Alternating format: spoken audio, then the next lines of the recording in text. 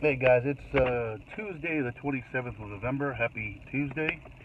I'm just trying to record a quick video, sitting in my car after having had some lunch before I head back into the office and take care of many things. But um, I got to tell you, I like to try to address a couple of topics here on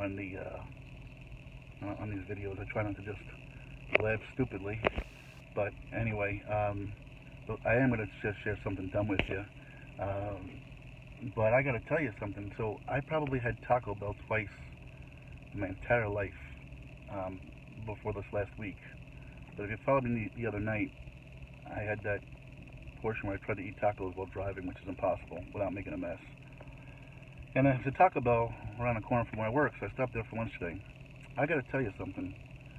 Taco Bell has the most amazing desserts in the world. My God, forget about gourmet stuff. They're like ridiculously cheap and inexpensive and delicious.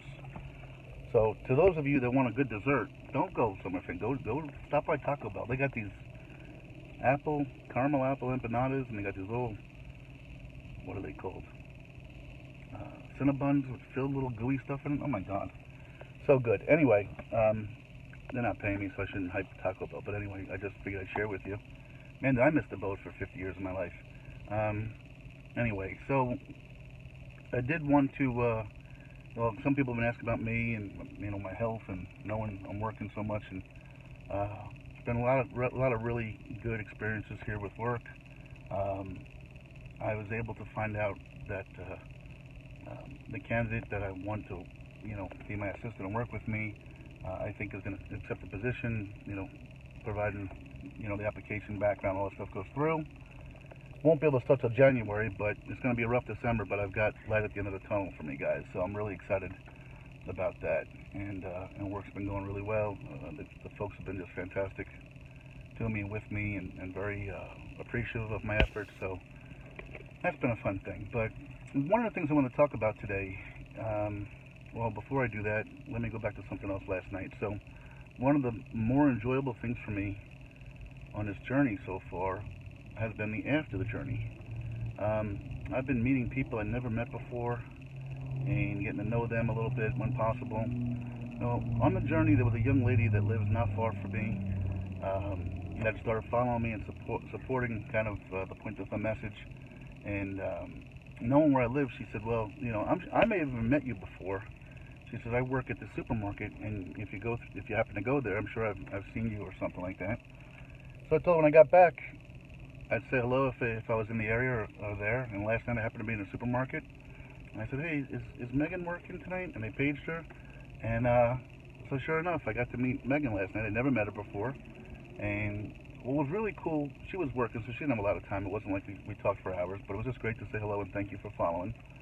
What I thought was great was her reaction, to not to me, but like people looking around like, who's this strange guy that's lingering around waiting for Megan? No, she came out and said, didn't you know what he did, or what? Don't you know about him? And I'm like, no, not at all. And she's like, oh my God, you have to know. I have to tell you. And that was so cute, I thought, and I appreciate it. So, Megan May, thank you for following, for supporting the Point of Thumb message, and for being part of the family. So that was really a neat experience last night. Um, but I wanted to talk about something I read today um, that I find fascinating. This is going to be involving politics, but it's amazing how I see this so much in everyday life. A gentleman, I was reading an article about how he was never really into politics, and he went to a Trump rally back in the day, and he worked in a town that was dominated by a car manufacturing facility. And Trump got in that town and looking for votes. We're going to bring back the facility, and we're gonna bring back the business, and don't sell your homes. Keep in your homes. It's going to turn around. I'm going to make it happen. And he said, I became a Trump supporter at that very moment. I believed him in the whole thing. And it was just announced that the town is not getting the business back, and it's basically going kaput. And that's not a story that's unique to Trump. I'm not attacking Trump. But what I do find revealing about that, and in this case it's political, but it goes to so many facets of life, is how little people, I guess people were so desperate to hear certain words that it doesn't really matter the substance and how they plan on getting there. He didn't hear how he planned on doing it, just that he was going to do it, and that was enough to throw his blind support in his direction. But I see that on my journey. I met every range of the spectrum, from really really indigent to affluent, from very very religious to agnostic to some degree. I met a whole spectrum of folks, but along that lines, you've got some people that are very much their wits about them, or comfortable with where they are. And a lot of people aren't so comfortable. A lot of people going through a lot of things. And, I started to really ask myself as I'm eating lunch, how many times have I heard something similar to that? That people, it's not really the how and the why. They just want to hear that there's some hope out there, that there's going to be change, there's going to be improvement. They don't really take the time to ask how are you going to improve that, or how are you going to change that, just that there's going to be change. I really believe that the vast majority of affairs and infidelity in the country isn't about two people having this animal lust for each other that they need to act upon. It's about usually both parties that are feeling lonely or neglected at home, and somebody just says the right thing to them, and they're so in need of hearing that they just get attracted to it. Same way this voter got attracted to his candidate. A lot of people change jobs. They don't change jobs because the money's significantly better. They don't necessarily change jobs because they're so incompetent that they're about to get fired. A lot of people just change jobs because, frankly, they want to believe there's something better on the other side, that they just don't feel appreciated. I don't want to say loved, but that's part of what it is. And they don't really ask what the new job and how's and why. It's just that it's different. It's a change. It's something. And it just puzzles me. I'm not a political guy either, but my one recollection of this last political election was a debate. And in the debate, somebody asked our now President Trump about ISIS. And his answer, with his, bravado and bombastic personality, is, "Oh, I know more about ISIS than our generals do. Believe me." Well, believe you why? Nobody takes the time to follow those questions up. Just, okay, Trump knows more than they do because he said so. I've talked about it in the past. There's I believe he's retired, but there was a sports talk radio guy that is basically credited for being the godfather of starting the business. His name's Mike Francesa, out of New York. And I have to laugh because I listened religiously back in the day. But what I always found funny, or what separated Mike from anybody else, was that he had an opinion that's no different than mine or yours or anybody else's, but he said it with such a degree of confidence, such a degree of certainty, that if he said it, people just believed it as gospel.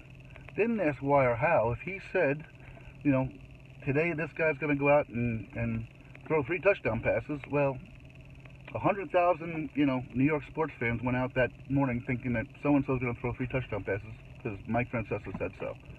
It's the most bizarre thing in the world to me, but it's not attacking it. It's just, it's the way our life has been to some degree. It's with people, we all just want, sometimes not all, but a lot of us just want to hear certain words, and it doesn't really matter the how or why. Just if we hear the words, that's good enough for us.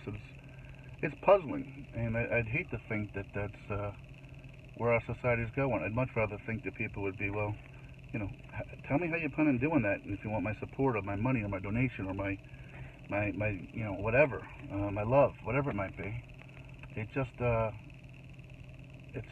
kind of bizarre to me. But again, reading that this gentleman, simply gave his support blindly because a presidential candidate promised something.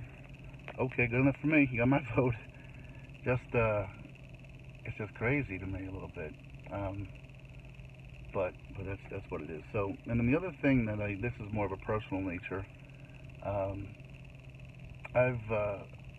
Again, one of the things I noticed on my journey, again, varying degrees of things. And mental illness is something that when I was with the homeless, but not even with the homeless, depression, is something I've seen firsthand in people. I've got more than a couple of people that I know close to me via the journey that just aren't in a good place right now, you know.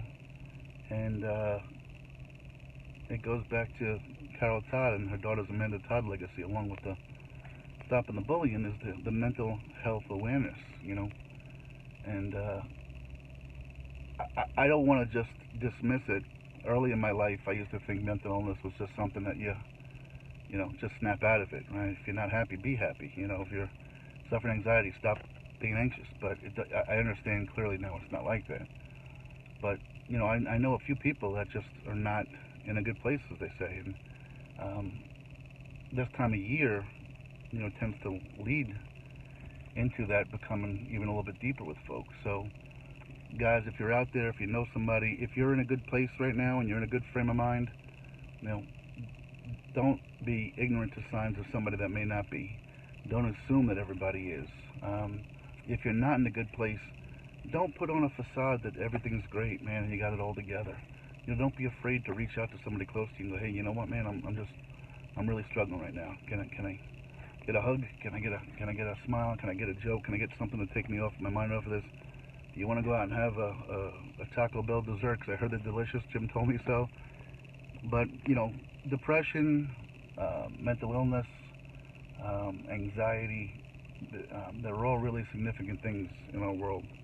And this time of year kind of adds to some of that. So, you know, guys, just be aware of it. Be sensitive to that. I wish there was something I could do for the people that I've met that are close to me, that have shared that with me. All I do is reach out and try to talk to them and stay in touch with them with a text every day or every couple of days at least, and let them know I'm there and I care. And maybe that's all they need to hear sometimes, is just that somebody cares, you know. So, you know, don't be afraid to reach out to somebody. They're not going to bite. And at the same time, you know, if you're struggling with something right now, it's not a sign of weakness to tell somebody that you're not in a good place, your mind isn't right, whatever it may be. So that's kind of my message for the day. Thanks for following, guys. I love you all. Have yourselves a good day, and stay tuned for the next edition. Take care, guys. Bye-bye.